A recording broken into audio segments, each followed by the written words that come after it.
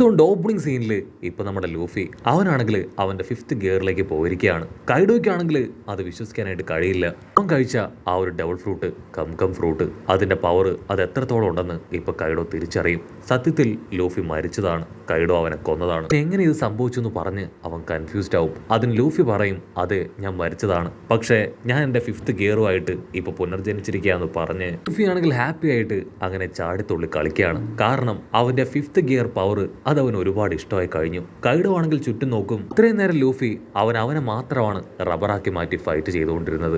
ഇപ്പൊ അവൻ മാത്രമല്ല അവര് ചുറ്റുമുള്ള മെറ്റീസ് പോലും പതിയെ റബ്ബറായി മാറിക്കൊണ്ടിരിക്കുകയാണ്. ഇതെങ്ങനെ സംഭവിച്ചു എന്ന് പറഞ്ഞ് അവനങ്ങനെ കൺഫ്യൂസ്ഡായി പതിയെ ഭീതിയോടുകൂടെ ലൂഫിയുടെ അടുത്തേക്ക് വരും. ലൂഫിക്കാണെങ്കിൽ വലിയ എക്സ്പ്രഷൻ ഒന്നുമില്ല, അവനങ്ങനെ ഹായ് ആയിട്ട് നിൽക്കുകയാണ്. കൈഡോയ്ക്കാണെങ്കിൽ അവന്റെ ഹാർട്ട് ബീറ്റ് കൂടി വരും. ലൂഫിയുടെ അടുത്തേക്ക് വരെ ലൂഫിക്ക് ഒത്തിരി ഭാവവ്യത്യാസം ഇല്ല എന്നുള്ള കാര്യം അവൻ തിരിച്ചറിയും.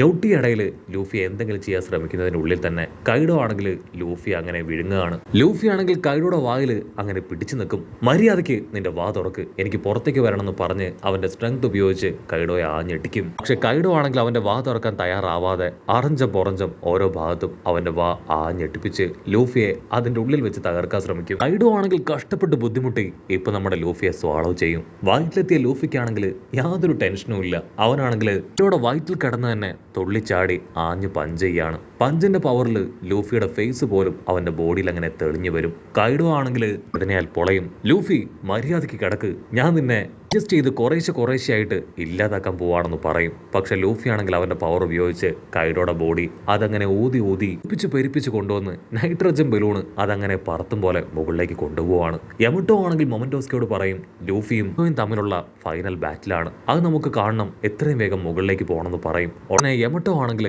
അവളെയും തൂക്കിയെടുത്ത് മുകളിലേക്ക് വരികയാണ്. ഇവിടെ കൈഡോ ആണെങ്കിൽ കൺട്രോൾ പോയി പട്ടം പോലെ മുകളിൽ പറന്നു നടക്കും. കൈഡോ അങ്ങനെ വീർത്തുരുണ്ടിരിക്കുന്നത് കണ്ട് ഇവിടെ യമട്ടോയ്ക്ക് ഭയങ്കര അത്ഭുതം. കൈഡോയ്ക്കാണെങ്കിൽ അവന്റെ പേടി കൂടി വരും. കാരണം ലൂഫിയെ പോലെ അവൻ റബ്ബറല്ല, അവന്റെ ബോഡി അതിങ്ങനെ ഊതി പെരിപ്പിച്ച് കൊണ്ടുവന്ന ചിലപ്പോൾ പൊട്ടിപ്പോവാൻ ചാൻസ് ഉണ്ട്.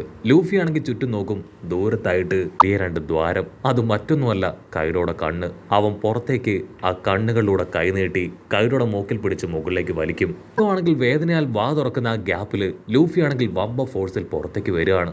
യമട്ടോയ്ക്കും മൊമന്റോസ്കിക്കും ആണെങ്കിൽ പുറത്തേക്ക് വന്ന ആള് അത് ലൂഫി ആണെന്ന് പോലും തിരിച്ചറിയാൻ കഴിയില്ല. അത് സത്യത്തിൽ ലൂഫി തന്നെയാണോന്ന് അവർ പരസ്പരം ചോദിക്കും. ലൂഫി ആണെങ്കിൽ ആ ക്ലൗഡ്സുകളുടെ ഇടയിൽ നിന്ന് ജൈന്റ് ആയിട്ട് പുറത്തേക്ക് വരും. യമട്ടോ ആണെങ്കിൽ അവനെ ശ്രദ്ധിക്കും. ലൂഫിയുടെ മുടിയൊക്കെ വളരെ ഡിഫറെന്റ് ആയിട്ടിരിക്കുന്നു. ആണെങ്കിൽ അത് ലൂഫി ആണെന്ന് വിശ്വസിക്കാൻ കഴിയില്ല. പക്ഷെ മൊമന്റോസ്കിക്ക് മനസ്സിലാവും അത് ലൂഫി തന്നെയാണെന്ന്.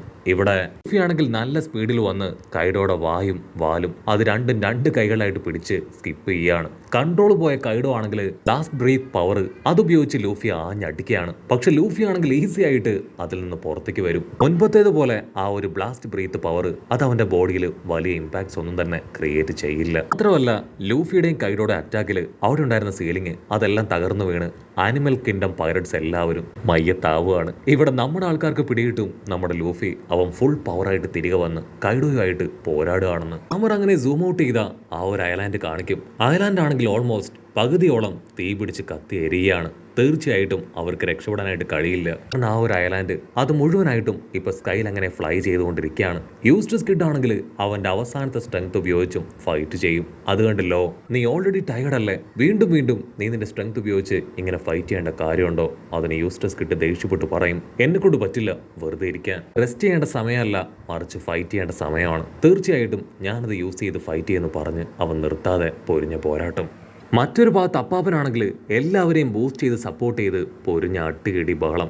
നാമി ആണെങ്കിൽ ഇപ്പോൾ വയലറ്റ് പെണ്ണിനോട് പറയും, തീർച്ചയായിട്ടും ലൂഫി ഇനി തോൽപ്പിക്കാനായിട്ട് ആരെ കൊണ്ടും കഴിയില്ല. ഇനി ലൂഫി താഴേക്ക് വരികയാണെങ്കിൽ അത് വിജയശ്രീ ലാളിതനായിട്ടായിരിക്കും എന്ന് പറഞ്ഞ് അവളും ഇപ്പം നല്ല രീതിയിൽ അട്ടിയിടി ബഹളം. ലൂഫി ആണെങ്കിൽ അവന്റെ ജയന്റ് ഷേപ്പിൽ കൈഡോയ്ക്ക് നേരെ വരികയാണ്. പക്ഷെ കൈഡോ അവൻ ഞൊട്ടിയ ഇടയിൽ ലൂഫിയെ വെട്ടിത്തിരിപ്പിച്ച് ആഞ്ഞടിക്കും. ആ ഒരു അടിയിൽ ഫ്ലോർ തകർന്ന് ലൂഫി താഴേക്ക് വരും. ലൂഫിയുടെ ഈ ഒരു ഡിഫറെന്റ് ആയിട്ടുള്ള ചേഞ്ച് അതുകൊണ്ട് എല്ലാവരും അങ്ങനെ ഷോക്കായിട്ട് നിൽക്കുകയാണ്.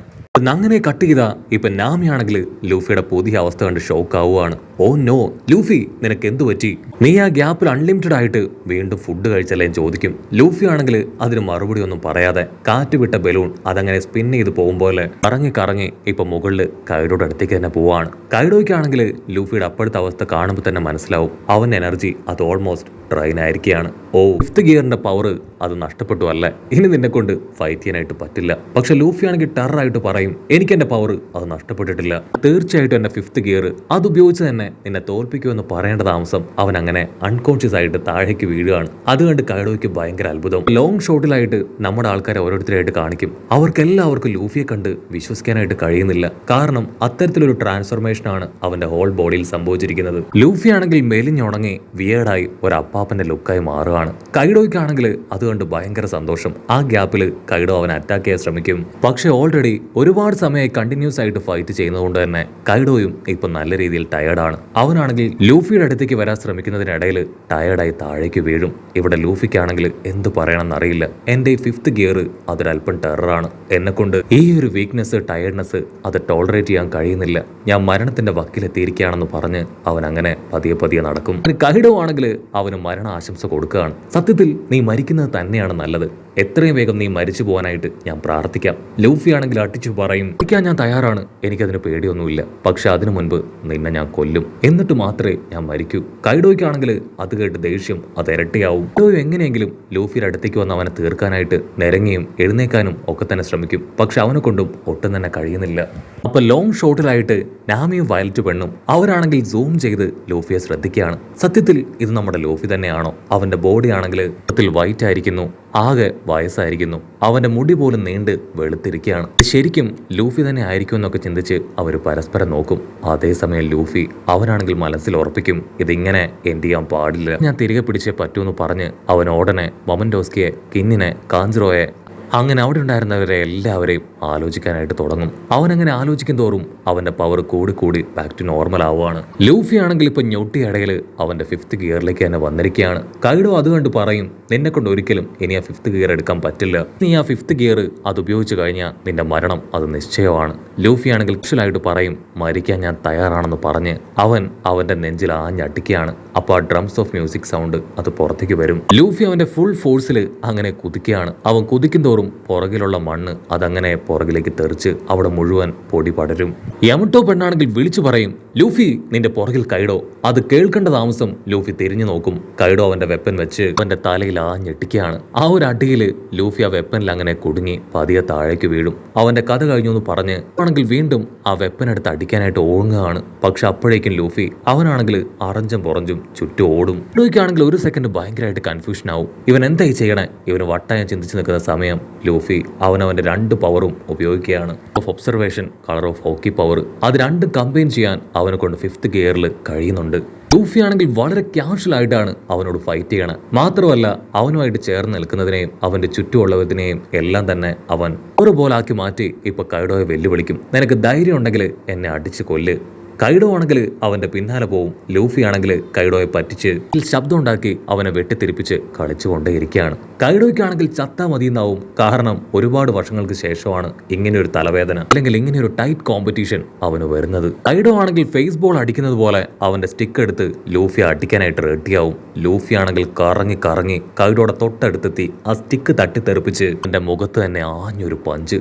ആ ഒരു പഞ്ചില് കൈഡോയുടെ ബോഡിയിലൂടെ ഇപ്പൊ ലൂഫിയുടെ കൈ അങ്ങനെ കയറി പോവാണ്. കിട്ടിയ കൈഡോ ആണെങ്കിൽ അങ്ങനെ ബോധം കെട്ട അട്ടിച്ച് താഴെ വീഴും. ലൂഫി ആണെങ്കിൽ അവന്റെ കൈ അങ്ങനെ കറക്കി കറക്കി എന്റെ പഞ്ച് അത് നിനക്ക് ഇഷ്ടപ്പെട്ടോ ചോദിക്കും. ലൂഫി അങ്ങനെ കറങ്ങി കറങ്ങി മുകളിലേക്ക് ഫ്ലൈ ചെയ്തു പോകും. കൈഡോയ്ക്കാണെങ്കിൽ കിട്ടിയ അടിയിൽ അവന്റെ ബോധം പോലും നശിച്ചു പോകും. അതേസമയം ഇവിടെ ആന തിരിച്ചറിയും. വർഷങ്ങൾക്ക് ശേഷം ഇപ്പൊ ജോയ് ബോയ് തിരികെ എത്തിയിരിക്കുകയാണ്. ഹായ് ജോയ് ബോയ്, നീ തിരികെ എത്തിയോ? എനിക്കിത് വിശ്വസിക്കാൻ കഴിയുന്നില്ല. അതേസമയം ഇവിടെ ലൂഫി അവനാണെങ്കിൽ ഉച്ചത്തിൽ വിളിച്ചു പറയും, ഞാനാണ് മങ്കി ഡി ലൂഫി. തീർച്ചയായിട്ടും കൈഡോ, നിന്നെ ഞാൻ ഇടിച്ച് തോൽപ്പിച്ച് പൈററ്റ് കിങ് എന്നുള്ള സ്വപ്നം അത് ഞാൻ നേടിയെടുക്കും എന്ന് പറയുന്നതോട് കൂടെ ഈ ഒരു എപ്പിസോഡും അവസാനിക്കുന്നു.